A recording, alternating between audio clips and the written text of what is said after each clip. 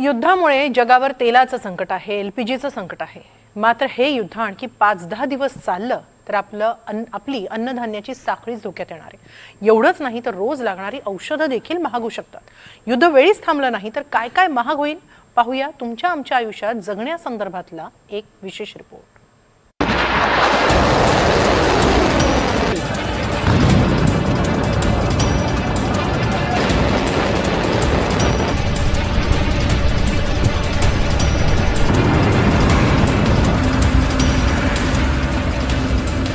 तू माझं जास्त नुकसान करतोस की मी तुझं जास्त नुकसान करतो असं म्हणत इराण आणि इस्रायल दोघेही युद्धात इरेला पेटलेत।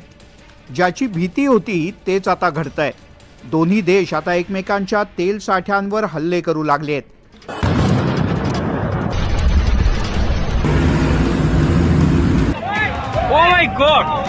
इराण तर संपूर्ण आखातातल्या देशांमधल्या तेल साठ्यांना आग लावत सुटलाय। त्यामुळे संपूर्ण जगाचं तेलाचं गणित गडबडलंय। पण आता हे संकट फक्त तेल आणि एलपीजी गॅस पुरतं मर्यादित राहिलेलं नाही, तर खतांपासून औषधांपर्यंत आणि थेट अन्नापर्यंत पोहोचलंय। सगळ्यावर या पश्चिम महाराष्ट्रातल्या युद्धाचा परिणाम झालाय। सध्या एलपीजीच्या तुटवड्यामुळे अनेक हॉटेल्स बंद झालेत, तर जागतिक बाजारात क्रूड ऑइलची किंमत भडकली आहे। हे युद्ध आणखीन काही काळ सुरू राहिलं तर अन्नपदार्थ महागतील, औषधं महागतील आणि खतं सुद्धा। तर हा एलएनजी आपण ज्याला म्हणतोय, हा एलएनजी हा आपल्याला अतिशय महत्त्वाचा आहे। कारण आपण जो साधारणपणे दरवर्षी 28 ते 29 दशलक्ष टन हा एलएनजी आयात करतो आणि यातला जवळपास निम्मा आपण कतारकडनं आणतो।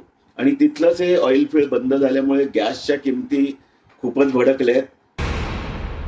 इस्रायल इराण एकमेकांच्या तेल साठ्यांवर हल्ला करू लागल्यानं जगभरात मोठं तेल संकट आलंय। जगातील 20% तेल आणि वायूच्या वाहतुकीसाठी महत्त्वाची असलेली होर्मुझची सामुद्रधुनी बंद झाल्यानं अनेक देशांमधील तेल गॅस वाहतूक ठप्प झाली आहे। पाकिस्तान, बांगलादेश आणि व्हिएतनाममध्ये पेट्रोल आणि डिझेलच्या किमती वाढल्या आहेत। भारतात घरगुती वापरासाठी पुरेसा एलपीजी साठा आहे, मात्र हॉटेल व्यावसायिकांना मोठा फटका बसतोय। फक्त तेलावर नव्हे तर इतर क्षेत्रांवर सुद्धा या युद्धाचा परिणाम होतोय। युद्ध आणखीन काही काळ सुरू राहिलं तर औषधं नक्की महागणार। औषधांसाठी लागणारा बहुतांश कच्चा माल आयात केला जातो।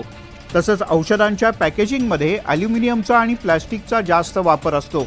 या दोन्हीच्या किमती वाढल्यामुळे पॅकेजिंगचा खर्च वाढलाय।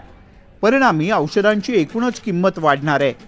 ताप आणि मधुमेहावरची औषधं आणखीन महागण्याची शक्यता आहे।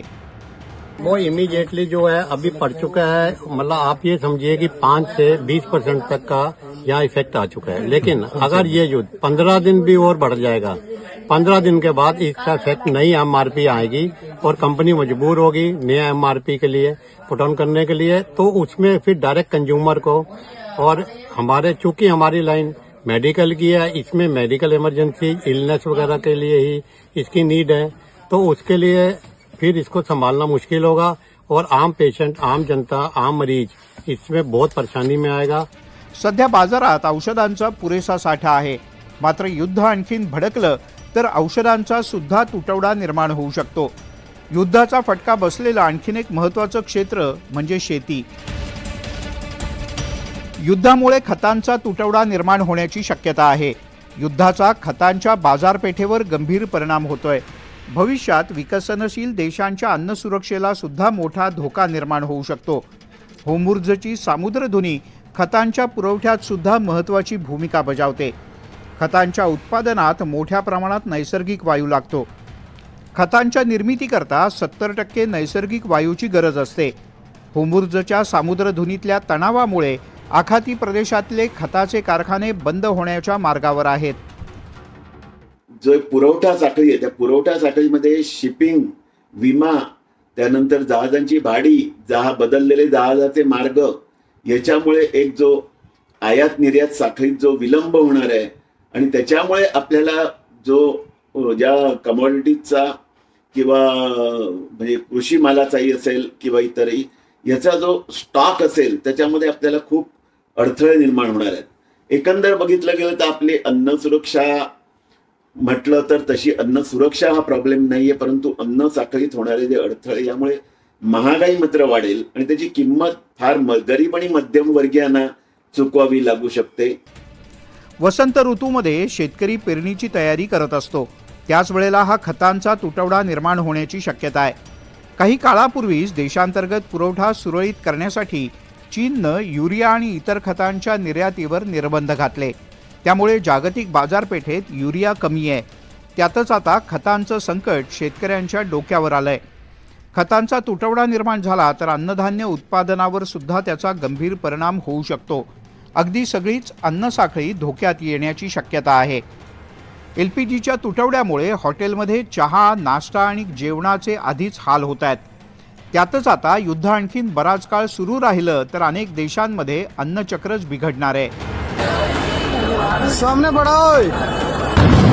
Bureau report, NDTV Marathi, Mumbai.